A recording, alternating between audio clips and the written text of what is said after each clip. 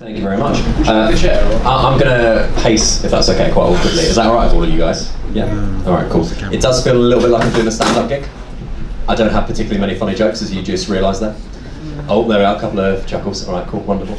But thank you very much for that kind welcome, and thank you very much for Shout Out UK for having me, actually. It's a real honour from my perspective to be on a platform with someone like Fatima, who is a personal hero of mine, so I do appreciate it. I guess I just wanted to not take particularly long, but just talk a little bit about three things. One is kind of what NUS is, the National Youth Students, and what it's doing in a post-Brexit world.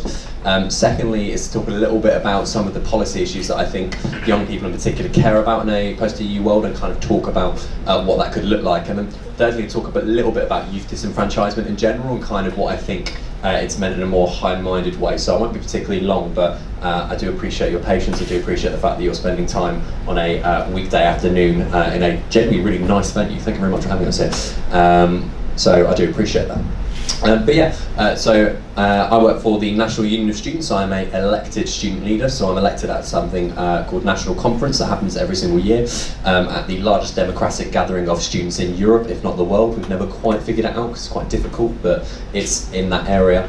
And I'm one of the 5 elected vice presidents in the National Union of Students, who is the representative voice of 600 student unions, and through them the 7 million students across higher education, so obviously universities, further education, so colleges and post-16 schools, as well as apprentices as well as learners. So we've obviously had a pretty large stake in the EU referendum. We've had a lot of things to say on it, actually. We've had a lot of things to lobby different people on, and to try and articulate what we think is the voice of younger people in general, although obviously young people and students are not a homogenous group or synonyms in any way.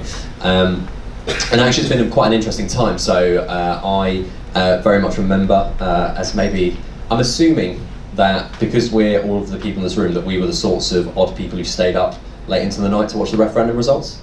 Yeah? Am I? Yeah, okay, yeah, I'm with the right crowd, yeah. And stayed up really late into the night watching the referendum results, watched Sunderland go a certain way, watched Newcastle go a certain way, and went, oh, this is not going to turn out how everyone thought it would.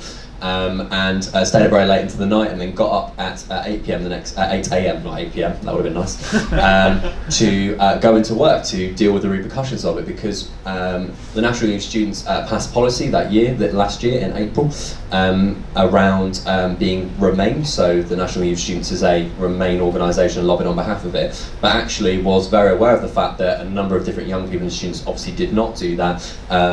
But also that whatever happens post the 23rd, that there'd be serious repercussions for it, actually.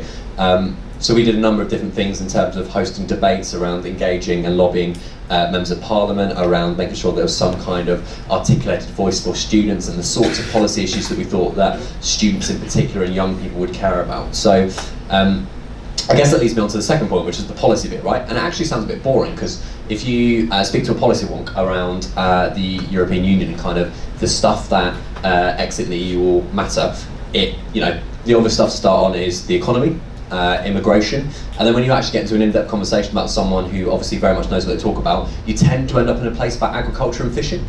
I'm from Dover, right, as you can probably tell from my accent, right down the southeast, so apparently I think I'm meant to care about fishing, and a lot of people do, so I'm not dissuading that at all, but it's not where I butter my bread, as it were. But actually there are a number of different really significant things that are going to happen in a post-Brexit world that, and I mean, you only have to read the newspaper headlines of certain publications over the last couple of days to realise that there are really significant policy implications on pretty much every single aspect of the United Kingdom's law. And whether or not you were pro-Remain, as the NUS and I was, or whether or not you were pro-Brexit, actually the implications of that and the work that it will take to deal with that are really significant. And actually I'd like to kind of echo what's been said by Fatima and what's been said by Matteo and other people, is that this is a unique opportunity, and it doesn't feel like it sometimes. And I saw a very strong nod there by a man who identified himself as a Leave voter, and I understand that entirely. And for some of us it is scary, and some of us there are a number of different concerns, but what we are seeing is a number of different people, I say a number, the majority of voters in the United Kingdom, who wanted a change and wanted a significant change, and understood and felt like that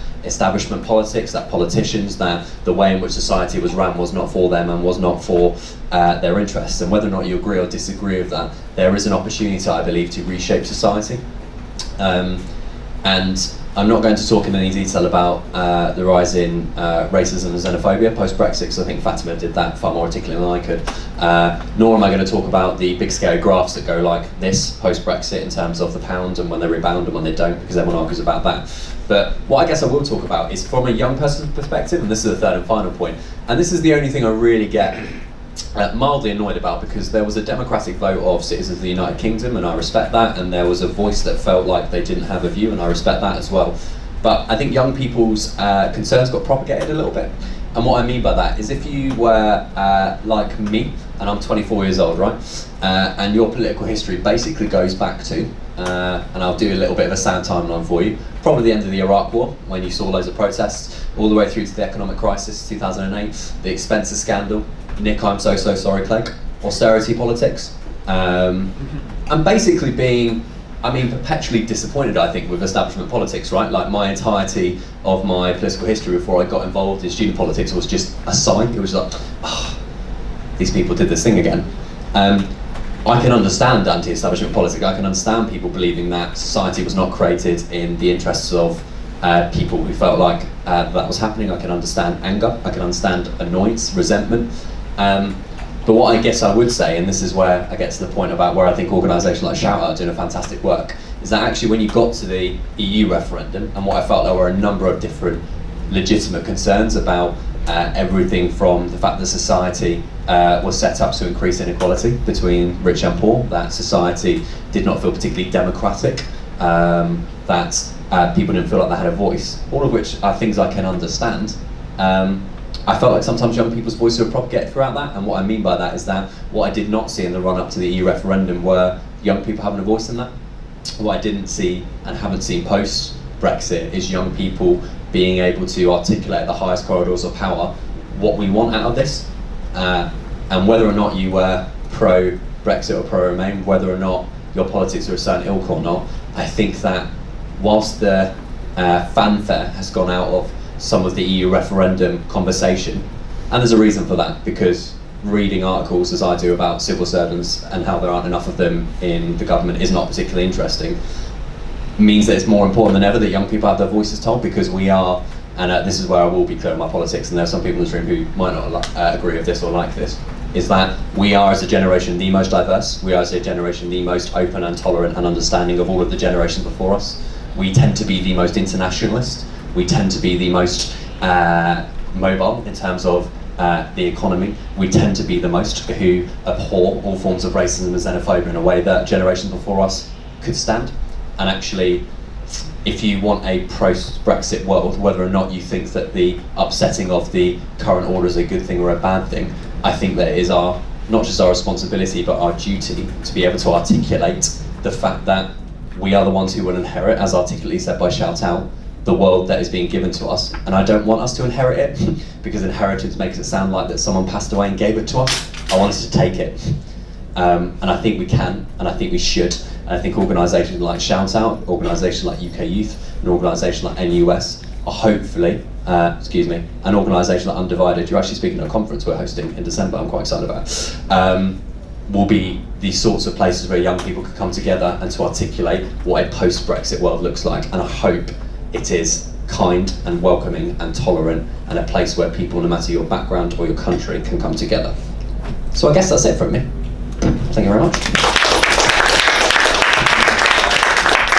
I'm also very happy to take questions. I'm aware that I am not a very high-profile Channel 4 journalist, so if you don't have particular questions to ask of me, I'm very okay with that. I won't take it offensively. Fatima's wonderful, so. On that note, are there any questions? Oh, well, there you go. Oh, thank you, sir. Thank you for saving me from myself. I really appreciate that.